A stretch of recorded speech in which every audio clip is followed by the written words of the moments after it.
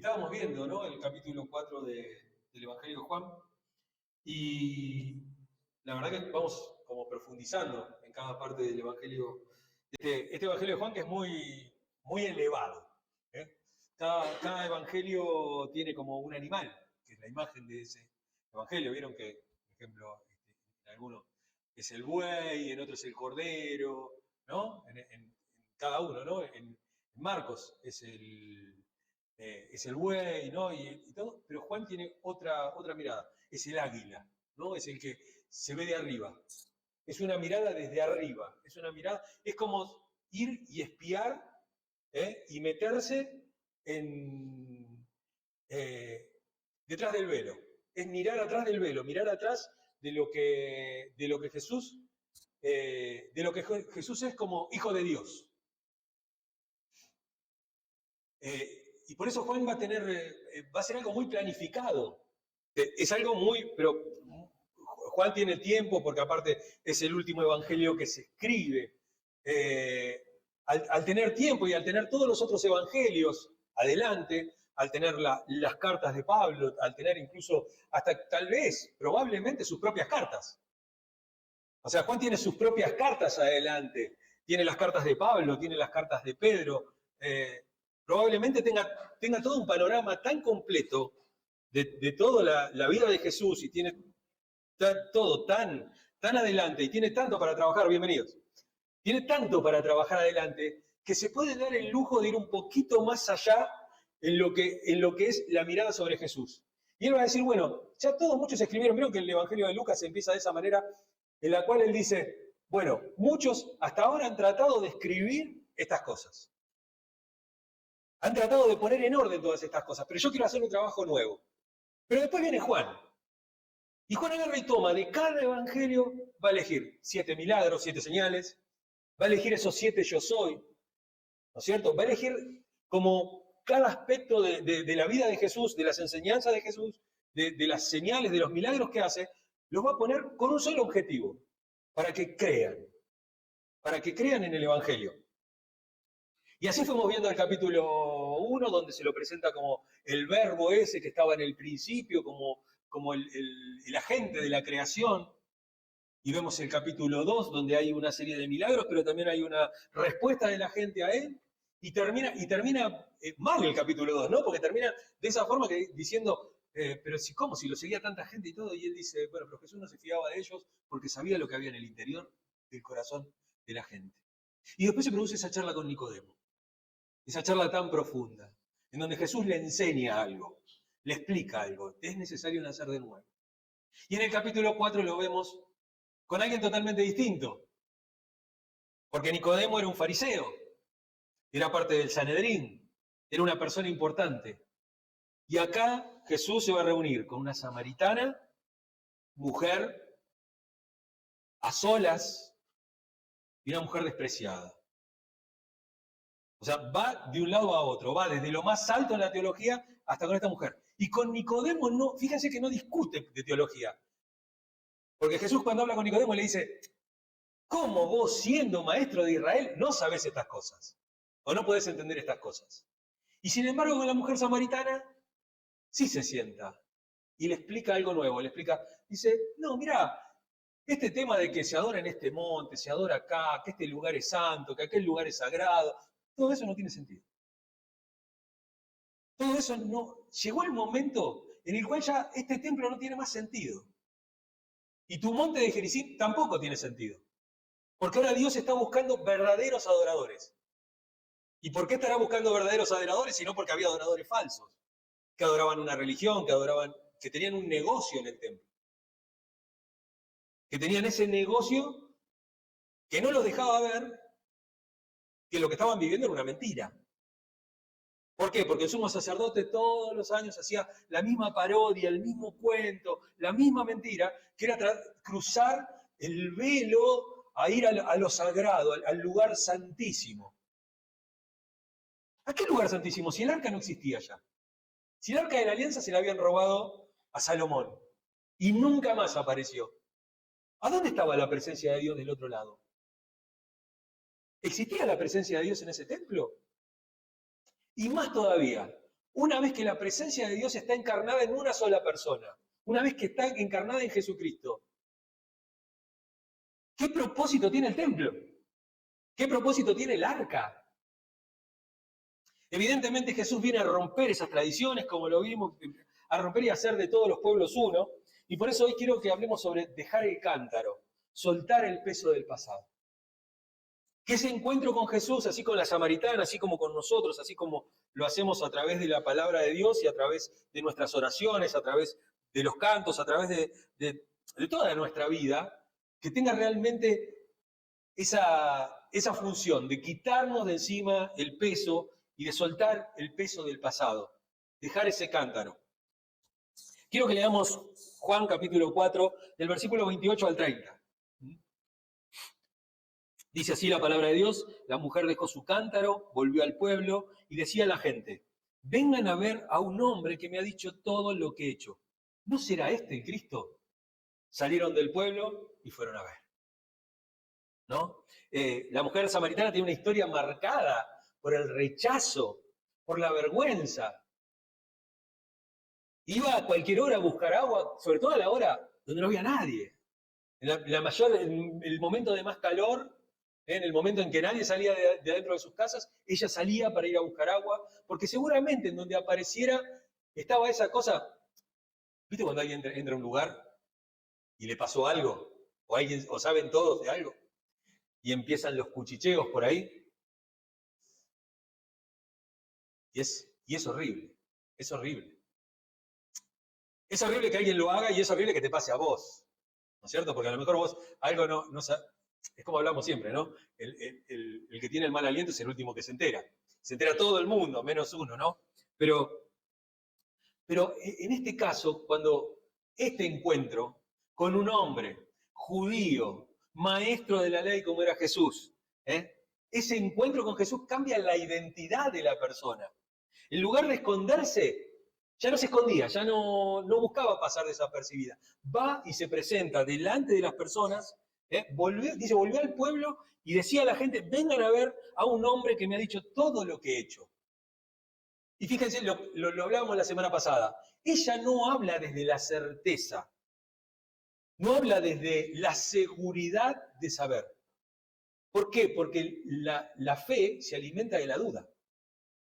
Si vos tenés todo re claro, todo re cuadradito, y vos pensás que todo es así, bueno, tu fe no puede crecer. Pero cuando vos dudás, te preguntás, así como se preguntó Juan el Bautista en algún momento, dijo: che, ¿sos vos el que tenía que venir o tenemos que esperar a otro?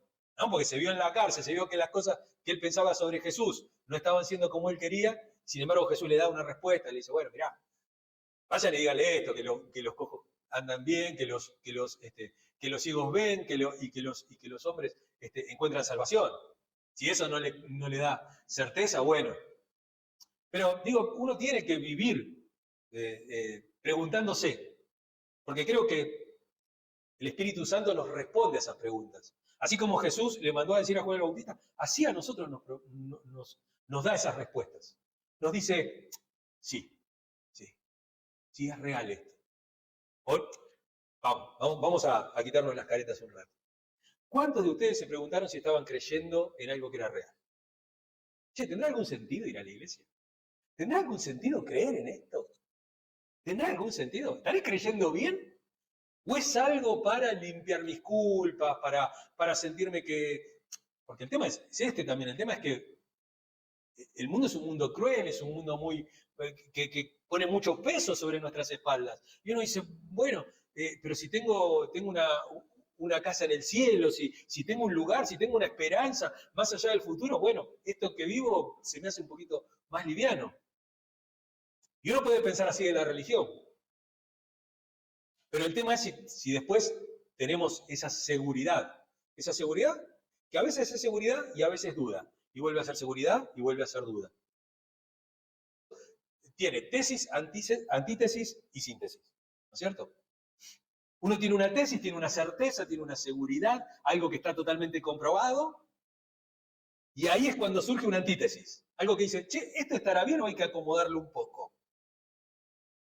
Y de esas dos cosas, surge una síntesis. que después se va a convertir en una tesis también y volverá a tener todo el proceso. Digo, nuestra fe es así.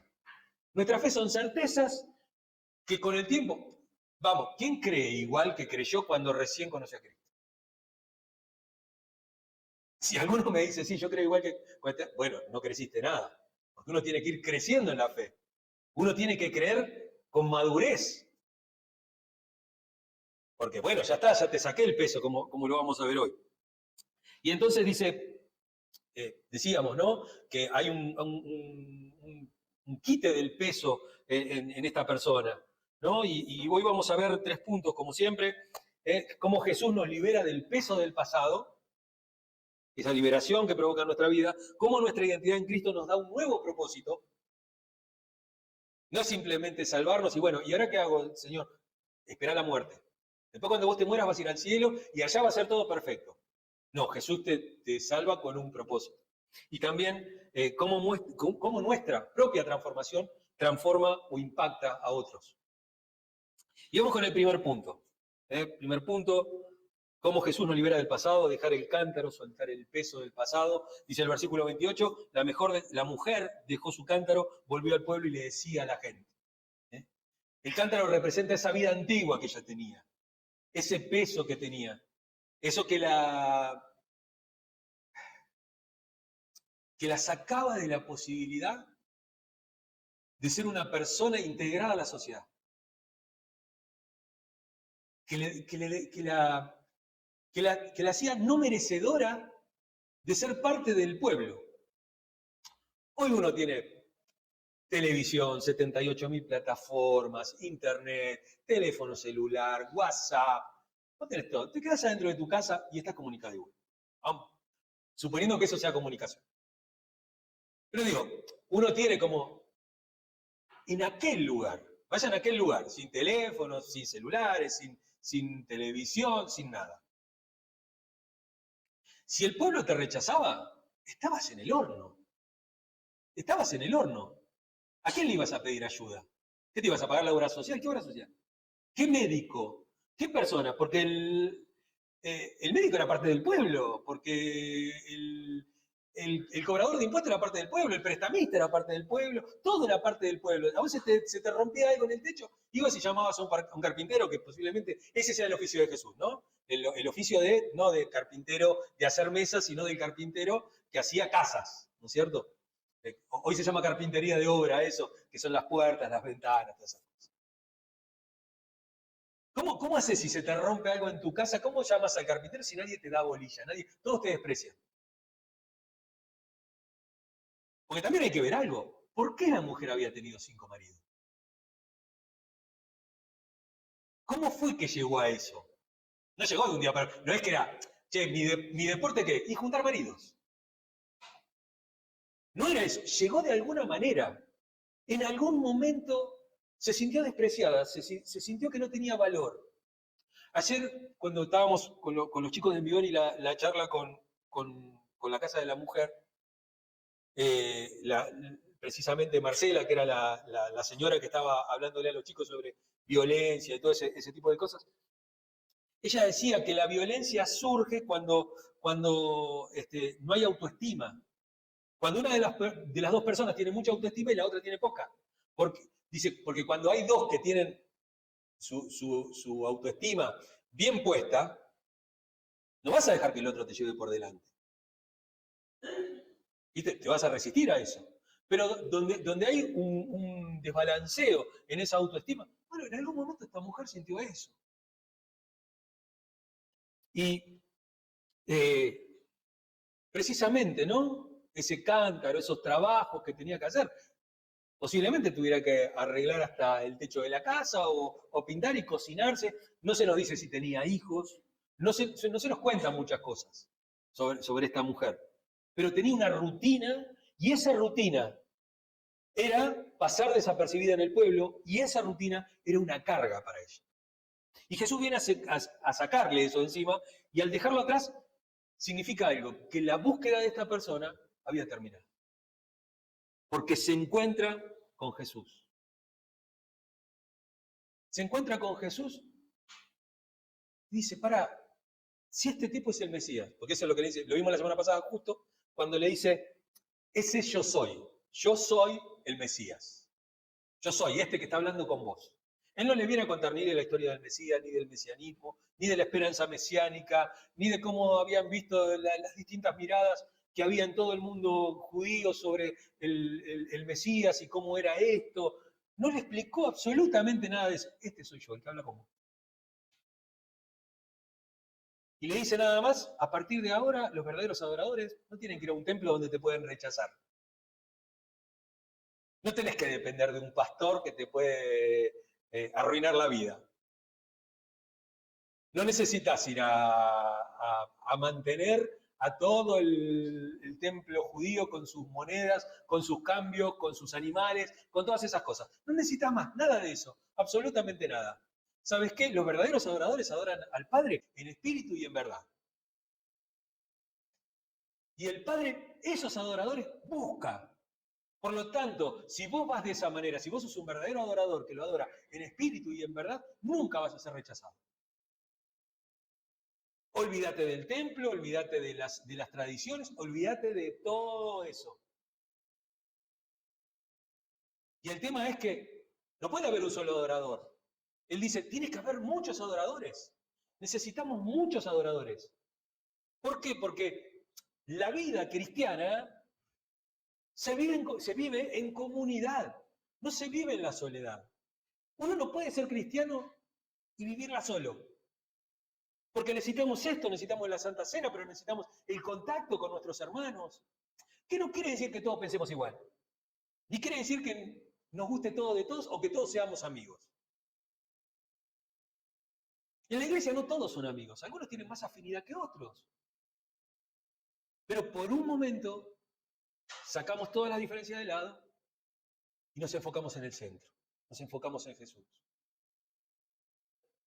Y Jesús no solamente le habla de su pasado, sino que le empieza a hablar de su futuro a esta mujer. No la condenó. Porque fíjense, en ese, bien has dicho, mujer, porque 5 maridos he tenido y este que tenés ahora no es tu marido, y todas esas cosas. ¿Ustedes ven alguna palabra de condena ahí? No hay una palabra de condena. La mujer adúltera, ¿no? Vete, ni yo te condeno. Igual después la iglesia de los primeros siglos le agregó un poquito más a eso, y ahora vete y no peques más para que no te venga algo peor, ¿no? Todo ese tipo de cosas. No, pues eso es un agregado del año 300, 400, y más adelante, ¿no es cierto? Donde no nos olvidemos que está todo dado en una cultura muy machista, una cultura donde ser mujer ya estaba mal. La mujer era la mala de la historia. Y cuando él habla de su pasado, también le habla de su futuro. Le habla de su futuro. Dice, los verdaderos adoradores, bueno, ahora el Padre anda buscando adoradores. Anda a buscárselos vos a los adoradores. Anda a buscarle a los adoradores al Padre. Y ella realmente deja esa carga, deja el balde, deja el agua, lo que estaba haciendo, y sale corriendo y vuelve al pueblo. Se ve que el pozo estaba afuera, en las afueras del pueblo, porque se vuelve al pueblo y empieza a hablarle a las personas. Y le decía a la gente, a esa gente que la rechazaba. Seguramente cuando la vieron venir, che, ¿esta qué quiere acá? ¿Qué hace? Pero si esta tiene... No, ¿qué pasa? ¿Viste? Habrá. Yo me imagino esa cosa, más que nosotros somos de pueblo, ¿viste? Pueblo chico, infierno grande, todo, hablando, todo. Che, ¿esta qué quiere? Esta no es la... Sí, pues, sí, anduvo con aquel, anduvo con... qué cosa bárbara, ¿no? Y la mujer no le interesa todo eso. Toda esa vergüenza que ella tenía, todo eso, lo deja atrás. Su carga la deja atrás. Deja atrás. Y una pregunta que nos tenemos que hacer. ¿Qué carga seguimos arrastrando nosotros mismos que Jesús ya restauró? Y nosotros seguimos ahí con el muerto, atrás, arrastrando, y decimos, esto me deshabilita. Cuando Jesús te libera, cuando descubrimos la verdad, cuando logramos entender la búsqueda y entender que Jesús es la respuesta, que Él te dice, este que está hablando con vos soy yo el Mesías, no tenés que buscar más. No podemos quedarnos estancados en lo viejo.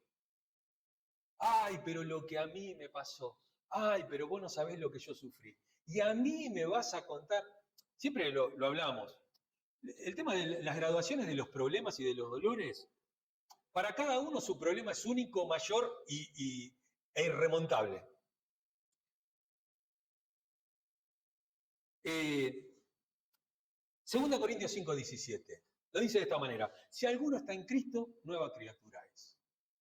Las cosas viejas pasaron, y aquí todas son hechas nuevas. ¿Qué hacemos con eso? ¿Qué hacemos con esa nueva criatura? ¿Seguimos viviendo nuestra antigua vida siendo una nueva criatura o vivimos una vida acorde a que somos una nueva criatura? Porque ese es el tema. El tema es cuando vos intentás... Es lo mismo que tratar de vivir una vida cristiana no habiendo sido transformado por Jesús. No habiendo creído. ¿De qué estás hablando? Es imposible. La vida cristiana no es difícil. Es imposible. Es imposible sin Cristo. Es imposible sin una nueva vida.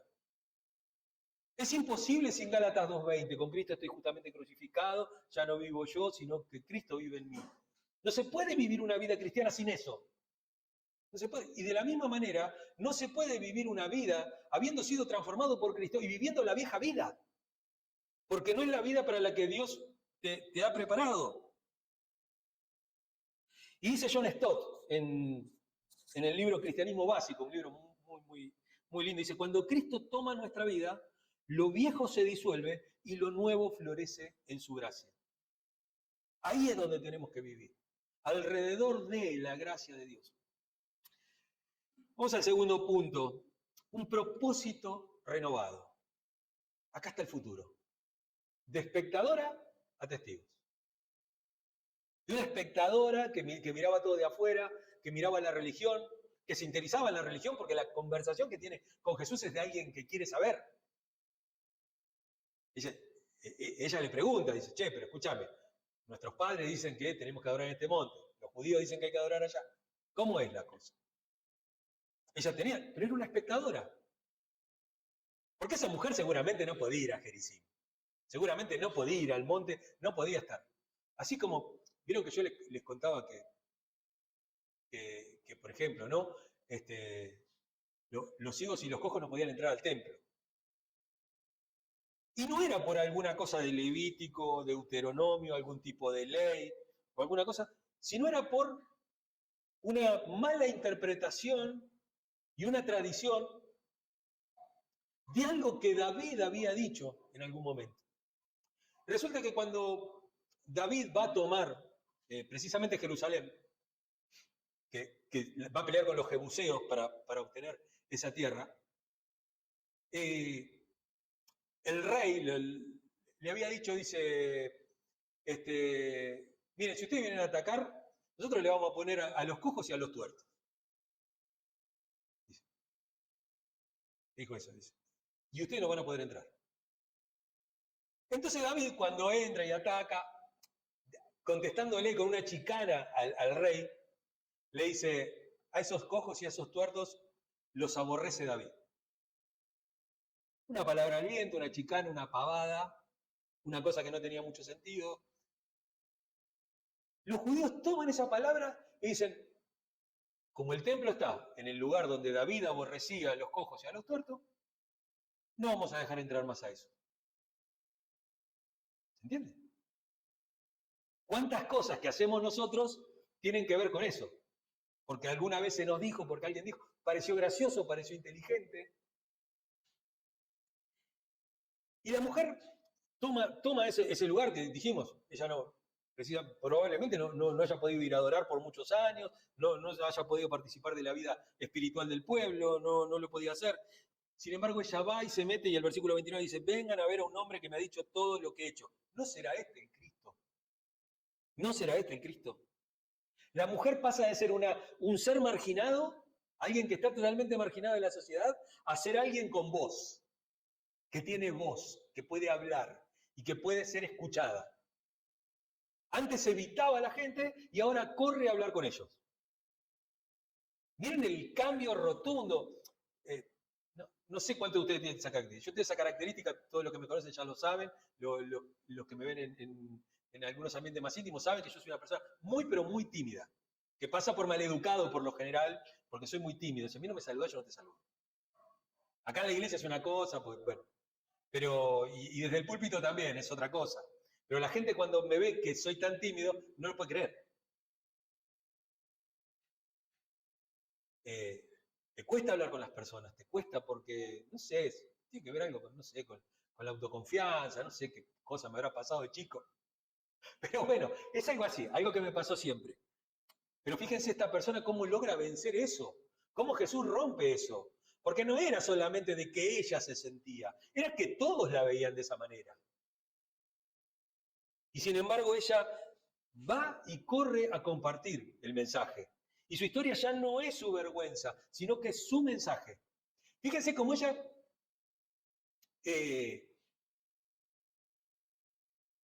trae de nuevo ese mensaje y lo resignifica. En la historia de su vida ya no pasa a ser una vergüenza, porque ella ya no iba a contar, che, la verdad que tuve 5 tipos en casa, y estaba junto con uno, y me pasó esto, y ¿viste? No era que uno va contando eso por la vida como... Pero ella lo que hace es resignificar eso. Alguien me ha dicho todo lo que he hecho. ¿Viste todas esas cosas que ustedes hablan por lo bajo? Esta persona me lo dijo y no me conoce. Es un judío, no pasa nunca por Samaria. Primero les habrá ido a contar, che, hay gente judía en Samaria, que nunca pasaban. Y dice, este me contó todo lo que yo era, ¿viste todo lo que yo era? Y me dijo que ya no era necesario, que él me podía quitar esto. ¿No será este el Cristo?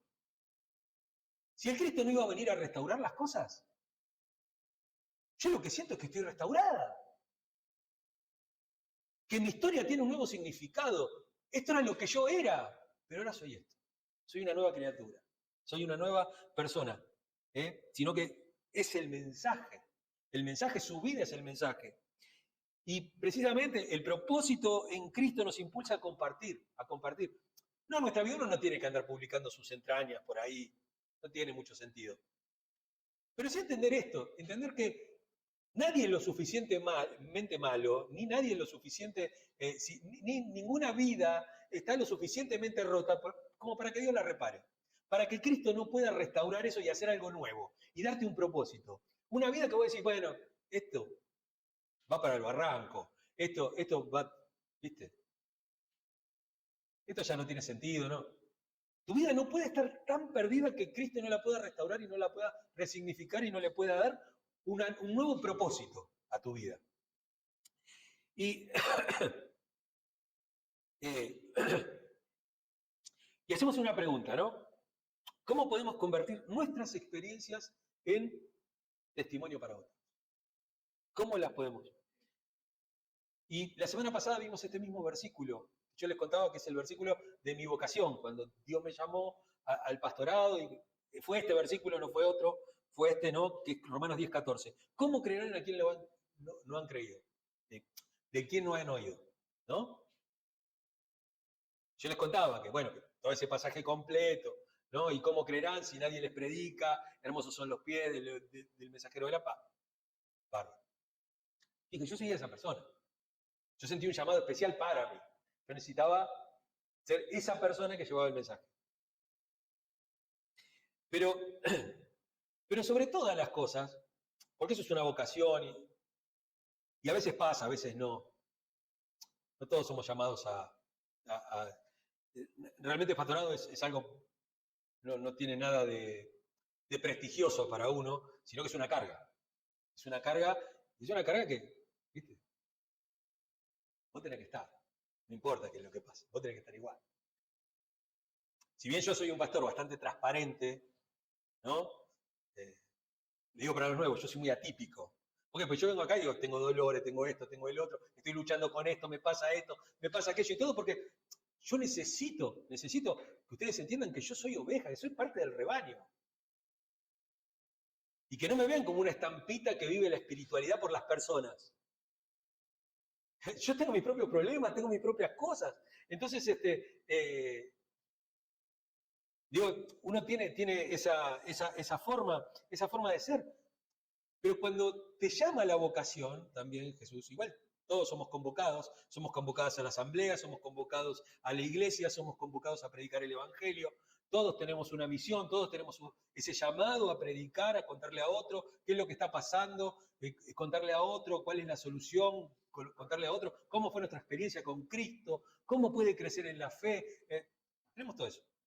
Siempre hablando, como dijimos la semana pasada, no pescando dentro de la pecera. Yo sé que es muy difícil pescar fuera de la pecera hoy. Lo dije la semana pasada, lo repito ahora porque siempre está bueno repetirlo. Vivimos una época de mucha cosecha. ¿Por qué? Porque había una iglesia católica que era hegemónica, una iglesia que manejaba todo, que manejaba absolutamente todo, y el protestantismo nunca había entrado, y el evangelicalismo nunca había entrado. Y de repente, a fines del siglo XIX, principios del siglo XX, empiezan a entrar las grandes corrientes, metodismo, la Alianza Cristiana y Misionera. Bueno, los bautistas habían venido un poquito antes, pero también empiezan a tener, y ya no hay cementerios disidentes, y ya cuando un chico nace, no hace falta que lo anote el cura, sino que hay un registro civil y todo. Y la gente estaba también un poquito bastante podrida de lo que era la Iglesia Católica, ¿no? Una iglesia que les hablaba en latín, donde el cura oficiaba la misa de espaldas a las personas, donde las homilías eran en latín, ¿viste? La gente no entendía nada, salía como había entrado. Y ahí tuvo su gran auge la iglesia evangélica, 1950, las grandes campañas, Tommy Hicks, después vino Billy Graham, aparecieron, acá en Argentina Luis Palau, todas esas personas. Bueno, hubo como un auge de la iglesia y la gente entraba porque estaba cansada y estaba buscando otra cosa, estaba buscando aire fresco. Pero hoy como que no queda mucho campo. Como que todos los que les habíamos predicado que estaban en la iglesia católica, ya están. Encima la iglesia católica tuvo el Vaticano II, tuvo muchos años un papa como Francisco que sacó la iglesia a la calle, que es donde cambió un montón de cosas y todo. Entonces, hoy como que a un católico, es más, hay mucha gente del evangelicalismo que se pasa al catolicismo porque siente que la representa más. Entonces, para nosotros es muy difícil. Y necesitamos con todas las experiencias, ni a los católicos, ni a los evangélicos. El que está en una iglesia está bárbaro en su iglesia, punto. No hay que no, porque mi iglesia es distinta, vos no sabés lo que vas a encontrar acá, todo. ¿Viste? Eso se llama vigueato. El abigeato es el cotrerismo. Robar ovejas, ¿no? Robar ovejas para llevarlas a tu corral. ¿Qué sentido tiene? Si esa persona ya es salva, ¿qué sentido tiene? Como decimos nosotros, la persona que viene de otra iglesia, así, y viene porque vos la trajiste, porque le prometiste algo, todo, va a venir acá y va a tratar de encontrar las cosas con las que se sentía cómodo. No se va a sentir cómodo. Es así. Entonces necesitamos echar raíces, necesitamos echar decir, bueno, es acá, pum. Quedo acá y no importa si me peleo, si me miran mal, todo. Mirá, mientras que no te choren la plata, no te abusen y todo, está todo bien. Y nos dice Timothy Keller, en La razón de Dios, dice, el Evangelio no es solo para ser creído, sino para ser vivido y para ser compartido con pasión. No solamente para ser creído, sino para ser vivido y compartido con pasión. ¿Por qué? Porque hay una comunidad que necesita el Evangelio. Y ese es el último punto, es impacto en la comunidad. Una transformación que inspira. Que tu transformación, que lo que ha hecho Dios en tu vida, impacte a otros, inspire a otros. Che, ¿cómo lo transformó Dios a este? ¿Cómo cambió su vida? Este era el que no hablaba con nadie. Este era el que se escondía. Este era el que siempre tenía vergüenza y por eso, para mí esa frase de Génesis, no es bueno que el hombre esté solo. Primero que es genérico. No es bueno que el hombre esté solo, no es bueno que la mujer esté sola.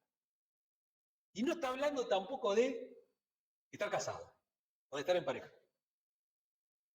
sino que habla de comunidad. No es bueno que uno no tenga amigos. No es bueno que uno no comparta su vida en comunidad.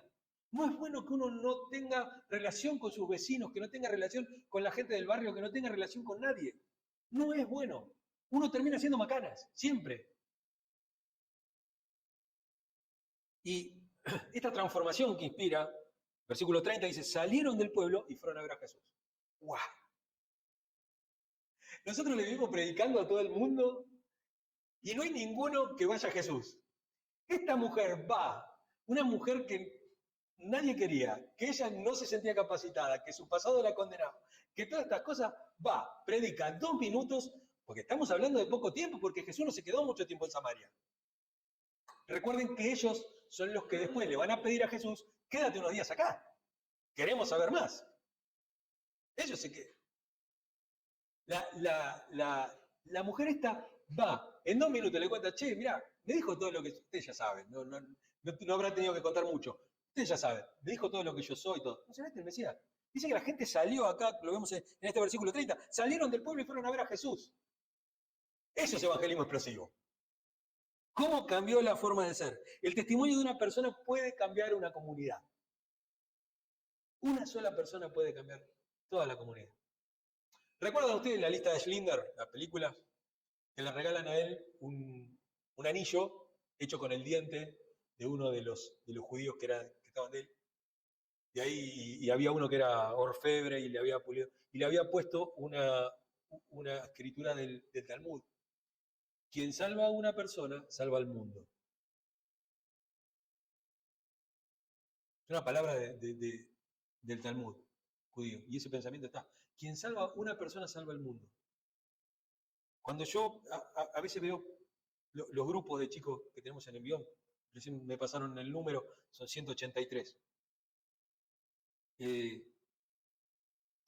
Yo el otro día cuando me sentaba, los veía todos, que cada uno estaba volando para un lado. Y me decía, che, qué difícil que está, me decía una de las del equipo técnico. Yo le decía, mirá, aunque salvemos a uno de todos estos, vale la pena, vale la pena. Predicar vale la pena, aunque sea uno.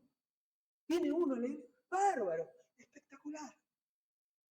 Si es de a uno, si la iglesia hace 2000 años que viene predicando, ¿y vos qué te pensás? ¿Que fueron los 3500, los 5000 del principio? No, eso fue la explosión del primer momento.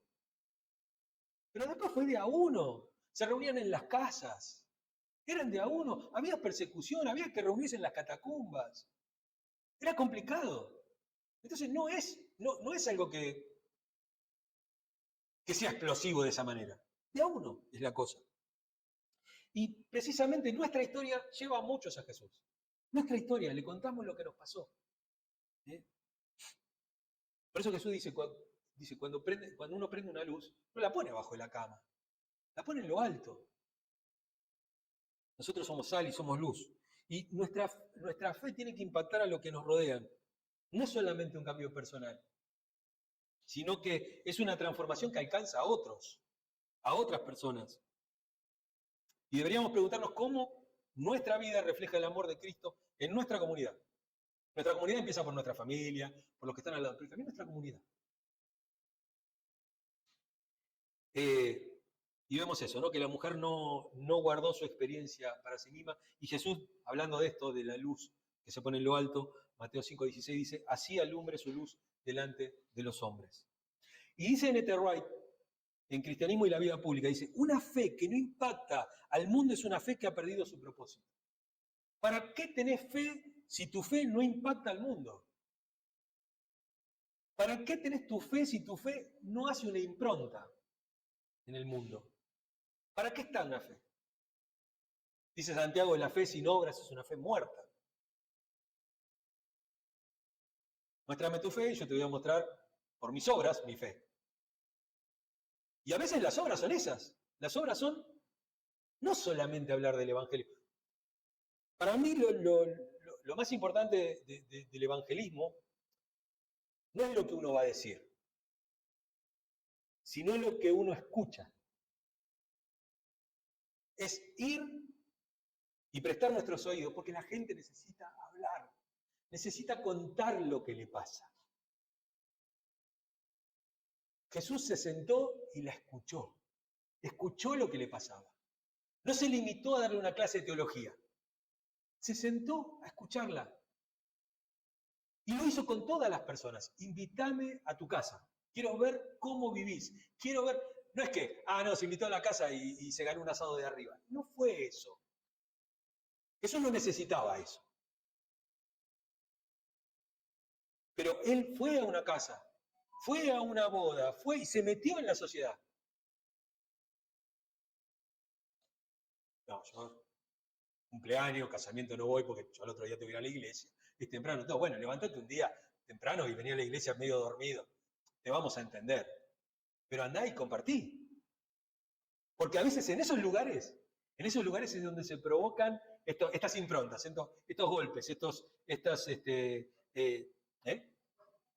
encuentros.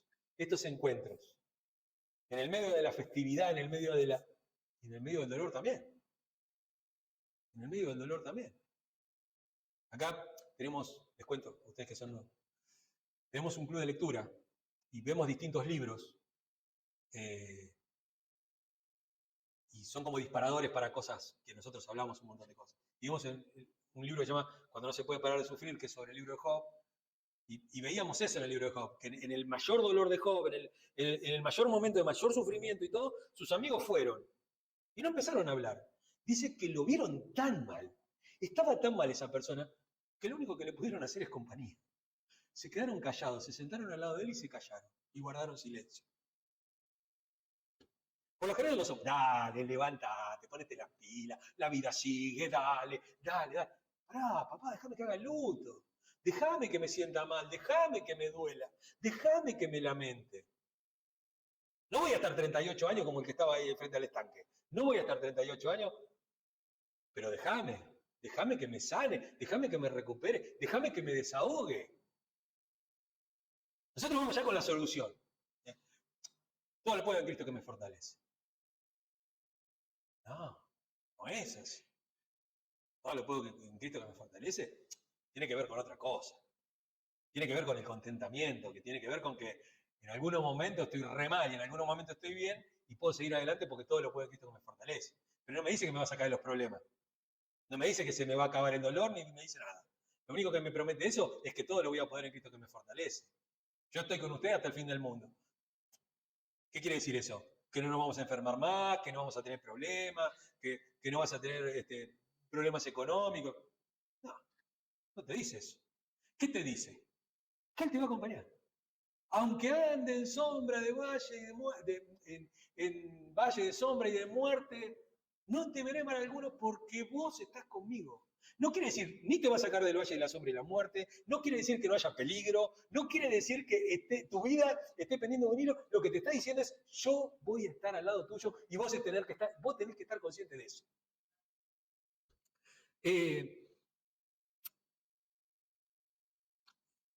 ¿Qué nos pasa a nosotros con la palabra? Es la conclusión, ¿no?